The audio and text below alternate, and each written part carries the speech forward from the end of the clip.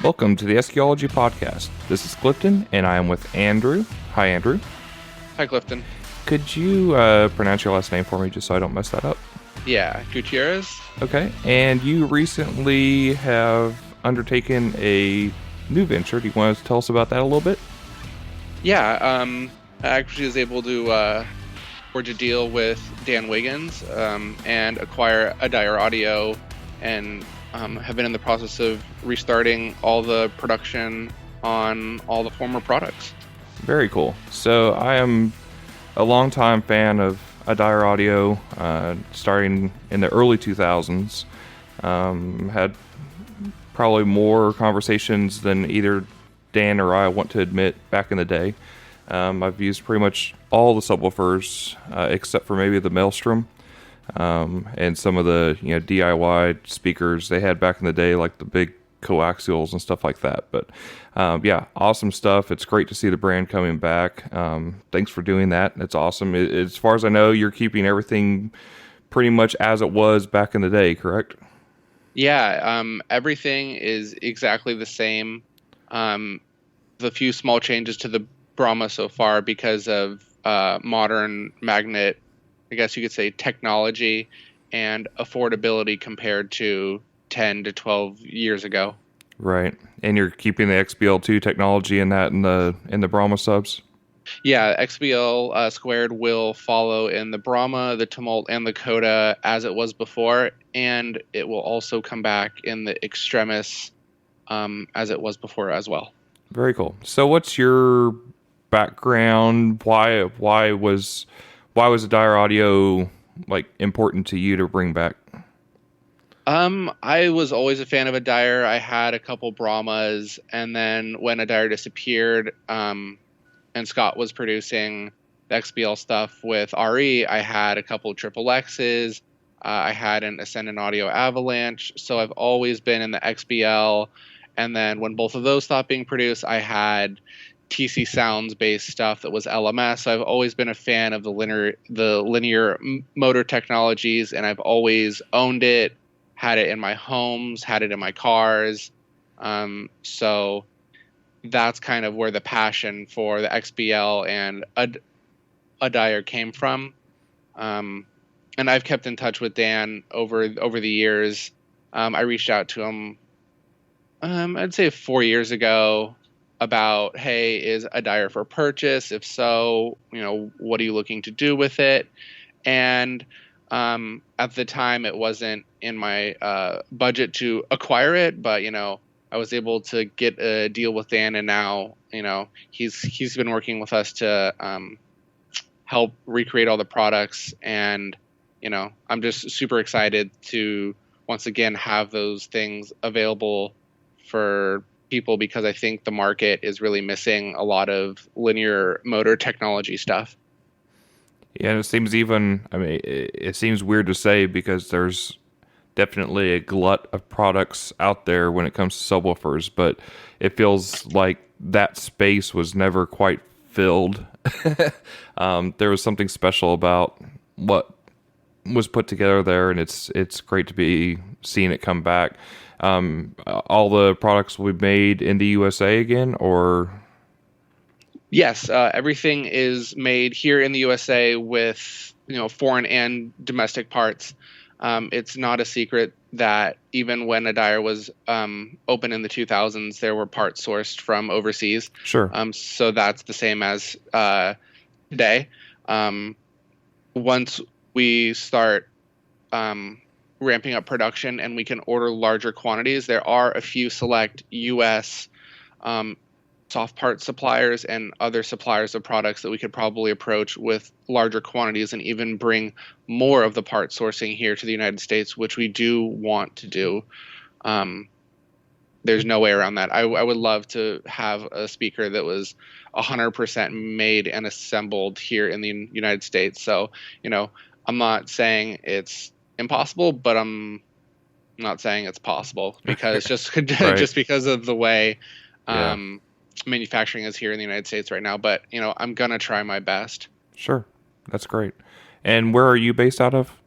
I'm based out of California. I'm in the Bay Area. Okay. And are you going to be handling the warehousing and everything from there? Yes, we do have a Cool. warehouse located in the South Bay area right now. We have 15,000 square feet of warehousing, and we'll be setting up for full-scale production here.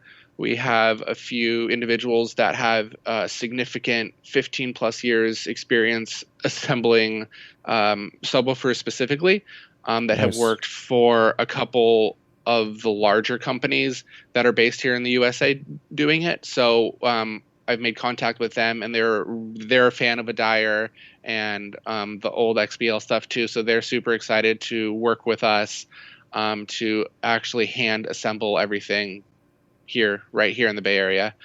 Nice. That's awesome. What's your background in audio? How'd you get here? Um, I've always been a fan of audio. Even when I was in middle school, my dad had some JL audio. I think they were W0s back then. Right. And ever since that, I've been like hooked on the hobby. And then after I graduated college, I was doing enclosure design and production, really focusing on how to design a proper enclosure for cars, for homes, um, with and without software, detailed and advanced as I could get it. I actually spent a lot of time hanging out in San Diego with Tilo over at TC Sounds, picking his brain and just hanging out for hours at a time, just talking engineering, speakers, enclosures, you name it, we talked about it. Do you have industry background, or is this coming from a pure hobbyist angle, or what's your business background as far as that goes? My business background is I have a minor degree in business, and I've always owned my own businesses.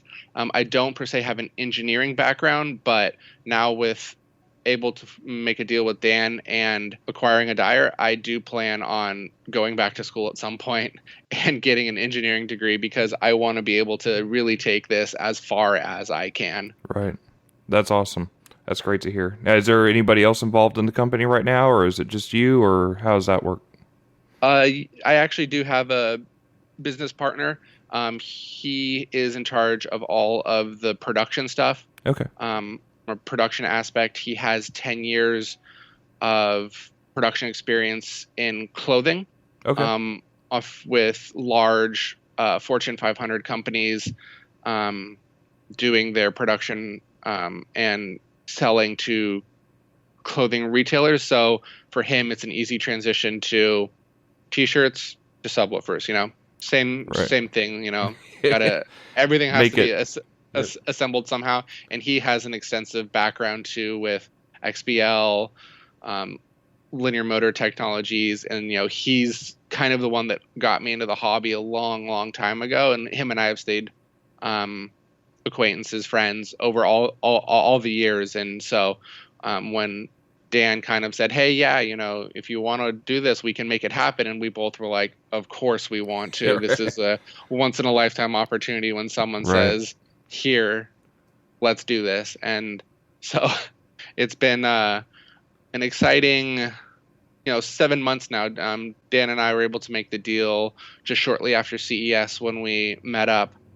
So since then, it's been all hands on deck and full steam ahead. That's amazing. First of all, what's your timeline on products? Are you shipping now, or do you have? Is that still in the works, or what's your timeline? We have pre-order open for the Brahmas, the Shivas, and the Tempest. They are currently in production as we speak. Parts have been ordered about a month ago and are on their way in from various locations to the build houses. Um, so they're actually being produced. I have working samples here sitting next to my feet here right by my desk. Nice. And I have the Tempest in my car right now, and it sounds wonderful. But yeah, so stuff is actively being produced. Pre-orders are open, and we are working with the build houses to work and release even the next line of products. The Maelstrom will follow next. Awesome. Very quickly, I have a feeling. And from the XBL standpoint, the Tumult will follow. That was With the the Tumult was one of my favorite subs ever. Yeah, it's a monster. It weighs quite. I really didn't remember how much it weighed because I never actually owned one. I was a Brahma person, Right. but yeah, it weighs a lot. So, Yeah, uh, I've had one of the prototypes in my car. It's actually now in my mom's car, oddly enough. But yeah, I've been using it for the past 16 years, and it's infinite baffle in a trunk oh of a yeah, car. And yeah, I mean, it had an FS of like 19 hertz or something stupid. yeah, Yeah, it's yeah, and um, that's it'd be. I was so surprised when we like publicly launched how many emails we received of, oh my god, so glad you're back. I still have one working right, right now. Like there's ones in my office, there's right, ones in my car, there's ones at my house, and I'm just like, oh my god, people still have these right. working. How many years later? Oh yeah, I think one of the guys at Eminence has a pair of Shivas in his listening room. So it's been there for 10 years or more. So right. we know Dan made a great product back then, and on all this stuff we literally didn't change a single thing on the Shivas and Tempest. They are, besides the basket swap, they are Right. part for part the same speaker. Very cool. So you're direct to market then? People can go to adireaudio.com still, I assume, and that's where they can pre-order the products. Yes, Cool. we are direct to consumer there. It will be a bit before we start setting up dealers and distributors and things like that. Sure. Um, I had a really unique situation just last week where I had someone reach out from Trinidad and Tobago and was like, "Oh my God, you're back! How I send them? I need 10." And so he owns a car audio shop there, and I wasn't really, expecting someone to be like, "Yeah, set me up as a dealer now." But Right. uh, and I guess the car audio scene over there, from what I've been finding out, is absolutely insane. So I was like, great, let's make it happen. So, a dealer in Trinidad and Tobago picked up 10. So it's like, all right, Very cool. people are coming out of the woodworks all over the place and are super excited. So we're very happy to see the enthusiasm from the community. That's awesome. So is there anything else that's been, I guess, surprising to you in any way during the process of kickstarting this thing? Because I'm sure it just kind of happened overnight. I just kind of found out, I think, because I saw on somebody's Facebook page they had liked Adire Audio, and I was like, what? So I'm sure you've had quite a few people reach out. Yeah, lots of questions with, is it the same? Why is the Brahma different? That's kind of a big one that I get. Um, and lots of support, a lot of positive feedback on some of the older stuff, like, oh, I have a Mark II, like, working great, love to see you're coming back with that one, but feedback for the next one, like, hey, could you possibly do this? So it's like people have kept them, they're still using them, and they want newer versions of them. So it's just interesting to see it from that perspective too. But other than that, I don't know if there's been a lot of engineering hurdles which we had to jump over as fast as possible to get all the part sourcing, because these days, I'm sure, as you know, most subwoofers are higher FS, super Right. stiff suspension. Totally And different so, world. yeah, so anyone producing something with a softer suspension, those parts are, oh, just to sample it, you're a special order. And okay, so you're sampling it, and then okay, production, that's a special order too, because it's all softer materials. Right. So that was what slowed us down a little bit, but we were able to find the correct suppliers and build houses that would accommodate our requests, and it's been awesome ever since. That's great. That's great. I'm sure a a lot of people wondering as far as Dan's involvement, and like we've already talked, he's not ownership, I assume, but he is actively involved in ensuring that you're on the right path and you get the shortcuts to get there without having to reverse engineer everything. Yeah. He provided us all the technical drawings that we needed, and he's up in San Francisco consulting with a couple companies. So him and I get to have lunch maybe once every other month, Oh, nice. talk shop, and then just enjoy a good meal together. But yeah, so the lines of communication are open, and it's been great having his feedback on like, no, it wasn't like this. It was like this. Despite what anyone tells you, do it this way. That's how I did it, and that's how it was made. So it's great having information or affirmation from Dan being like, okay, this is how it was. Just because it's been so long since this product's been made. Right. I just found a Mark II the other day that I scooped up just to have for archival purposes if we needed to reference anything. I just found one the other day that was still intact and working and in good condition. So it's hard to find these old ones. So I know a lot. I've had to field a lot of questions from part suppliers on, would you know exactly what this was? And I'm like, no, I don't. It hasn't been made for a while. Right. But between Dan and finding this old one, and mostly Dan and his help has been invaluable on making sure that these are just the way they were. Awesome. Well, that's great to hear. Is there anything else you want to? A lot of people ask, where's the third slug on the Brahma? Old ferrite was Y30 HB, and the new ferrite is Y35. So stronger, higher quality. Allowed us to remove the third slug and just compact the footprint, and it's same performance. We had our prototype clippled, and we were hitting 28 millimeters one way, so nice.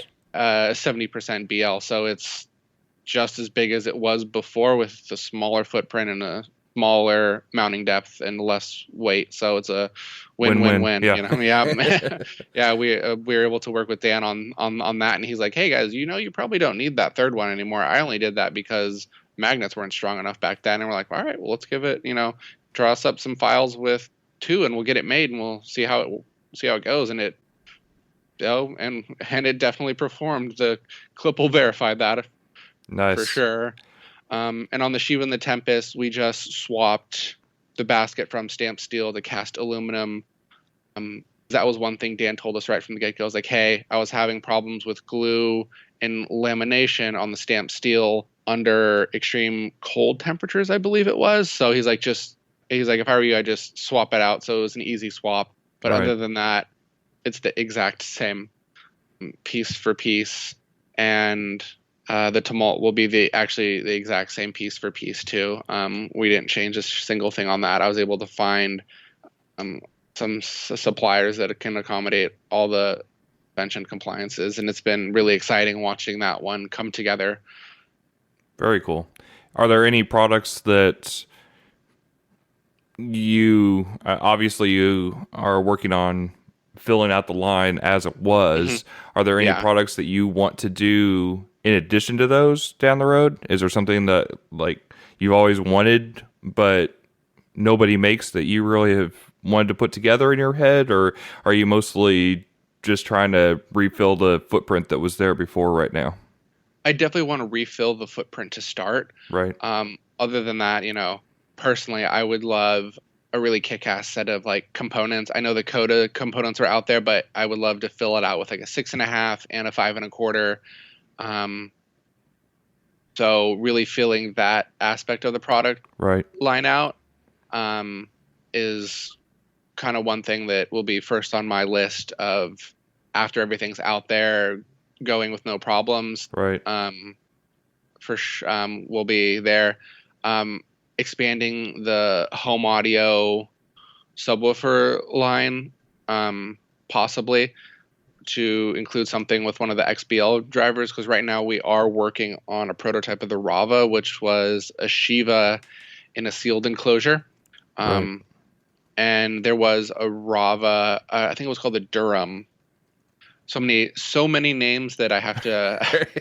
Hey, you got your Sanskrit and Yeah, and it's all these. It's just the different variations of things. right. And I'm not, actively producing them, so they're not on the tip of my tongue. But the Durham was a Shiva in a ported enclosure for home audio. So, um, so I want to expand that line and possibly even do some like bookshelf speakers, some floor standing speakers. Because I know Dan offered kits, Right. and they weren't always with Adire produced drivers. They were sometimes Eminence. There were sometimes, I believe, I'm not sure. I think they were Timpani possibly, but there were other companies' drivers with Dan's plans. Right. So I would love to fill that line out with Adire drivers. We have the Extremis for home theater, which is in just insane in terms of linear displacement for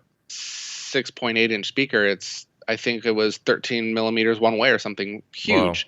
Wow. We have the tweeter that goes with that. So I would love to really set those up in some great home audio cabinets and get those out there, because I know you're talking about a finished product as far as an enclosure and everything. Exactly. Not so much a kit. I would love to offer the kits too, because there are those people like myself that are still DIY, and Right. I definitely want to cater to them too. But there are people that want a Adire product but don't have a workshop, don't have a big garage, that want to put them in their apartment and just crack open the package and plug them in. Right. So I'd love to be able to cater to both people. And with the big 15,000 square foot warehouse, we do have room to possibly produce finished products too. So that is definitely on the table for sure. Very cool. Awesome. Well, I appreciate you taking the time to kind of go over this with everybody, because like I said, maybe it'll help cut some questions down for you, and in the process let everybody know what's going on. But appreciate your time, and definitely let's talk again when we can, when it gets closer to shipping the products, and see where things are at then, and we'll go from there. Yeah, and I just want to let everyone know that I am getting a lot of questions on, you have technical documents, and yes, I am in the process of rebuilding. Dan had an amazing tech section. Yes. I'm in the process of redoing all of that. So very cool. Updating the old documents, making new ones for the updated Brahma, things like that. But I am in the process of redoing that. It's just a lot of reworking all the old PDFs, making Right. new PDFs of all the information that Dan had out there, because he had a lot. And I'm trying to dig through the archives and pull out all the information on just audio in general, because there was a lot that wasn't Adire specific. It was like, Right. This is, what a crossover is. This is what, this Right. is what XBL is. So all that stuff is there, and I am in the process of redoing it. So all the people that are waiting, coming soon. Awesome. Well, we appreciate it. You're kind of keeping a piece of history alive for some of us. So, and we'll check in soon. Yeah, absolutely. All right. Thank you, sir. Thanks.